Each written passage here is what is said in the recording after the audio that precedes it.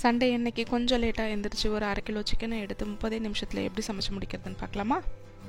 அடுப்பு பற்ற வைக்காமல் ஒரு கடாயில் கொஞ்சமாக எண்ணெய் சேர்த்துட்டு அரைச்ச பெரிய வெங்காயம் பேஸ்ட், இஞ்சி பூண்டு பேஸ்ட், சில்லி சிக்கன் மசாலா, மிளகுத்தூள், சோம்புத்தூள், ஜீரகத்தூள், கொஞ்சமாக கருவேப்பிலை, கொத்தமல்லி, தக்காளி, தேவையான அளவு உப்பு, இது எல்லாத்தையுமே ஒன்றா போட்டு நல்லா கலந்து விட்டதுக்கப்புறமா அடுப்பை பற்ற வச்சு ஒரு 2-3 நிமிஷம் நல்லா வதக்கிக்கோங்க.